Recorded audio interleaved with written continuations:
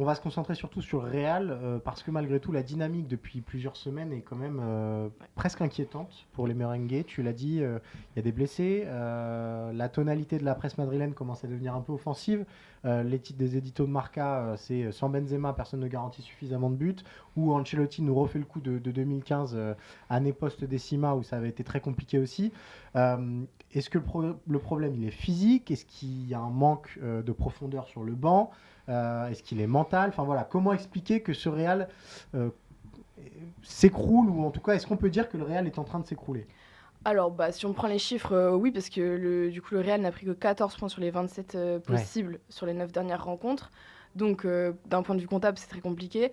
Un problème physique, oui, dans la mesure où il y a énormément de blessés.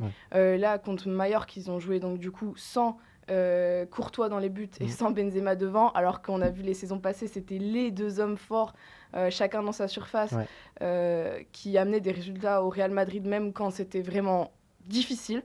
Donc on a ce problème physique, et puis en fait on a le problème que rencontrent à peu près tous les clubs, gros clubs qui avaient beaucoup de mondialistes, donc le Bayern, le PSG, City dans une moindre mesure, et en fait c'est la difficulté aussi à se remettre dans un championnat après avoir vécu une Coupe du Monde. Du coup on avait beaucoup de blessés de cette Coupe du Monde. On pense notamment à Tchouaméni au Real.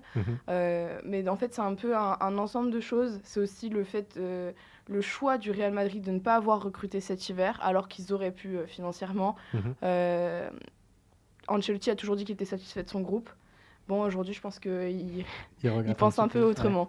Il va y avoir une petite pause avec ce mondial des clubs dans lequel le Real Madrid participe en tant que vainqueur de la dernière C1. Tu nous parlais de la Ligue des Champions, justement. Le Real peut se permettre de faire presque un all-in sur cette compétition et de croire encore à un nouveau miracle cette saison. On a l'impression, la saison dernière, on se souvient qu'à chaque tour, quasiment, c'est passé sur un fil, et ce titre a été presque miraculeux.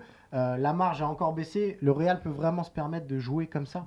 Ça va être très compliqué parce qu'aujourd'hui, ce matin, dans la presse madrilène, on parle d'une potentielle absence de Courtois pour le match aller contre Liverpool.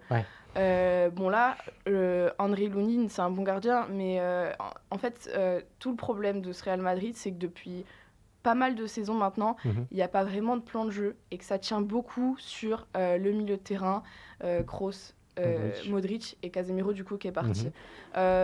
Avec Tchouaméni qui est arrivé, il a été assez vite performant, donc ils ont assez vite retrouvé cette domination au milieu de terrain.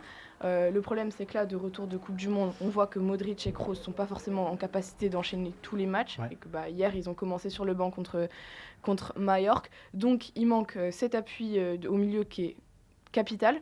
Et il manque aussi en fait cette expérience et cette confiance, cette assurance que donnent des joueurs comme Kroos, Modric et donc par exemple Benzema devant, ou alors Courtois dans les buts. Si on prend l'équipe hier, on a une très bonne équipe sur le papier, sauf que le milieu de terrain est très jeune. Donc quand il y avait eu beaucoup de fautes faites par Mallorca, ils sont assez vite sortis de leur match les uns après les autres. Vinicius qui a été particulièrement ciblé. Donc en fait, l'avancée en Ligue des Champions, ça va beaucoup dépendre de cette capacité ou non à récupérer des blessés. Parce que si il n'y a pas Benzema, s'il n'y a pas Militao en défense, Courtois dans les buts, ils sont quasiment obligés aujourd'hui de faire un all-in sur la Ligue des Champions de par leur classement en Liga. Il y a la Coupe du Roi encore. Mais il faut qu'ils aient les armes. Et pour l'instant, c'est très compliqué parce que Ferland Mendy, lui aussi, est absent jusqu'à début mars. Donc, c'est un peu compliqué. Et je pense que si la presse madrilène aujourd'hui, on va dire, fracasse autant Ancelotti, c'est parce que on a l'habitude côté Real que le mois de janvier soit souvent compliqué, que la reprise soit compliquée, mais sauf que là, il n'y a pas vraiment de vision d'éclaircie. On ne peut pas se dire c'est juste un petit coup mental, etc. C'est l'infirmerie qui se remplit jour après jour, Hazard qui se blesse à l'entraînement, Courtois qui se blesse à l'échauffement d'avant-match.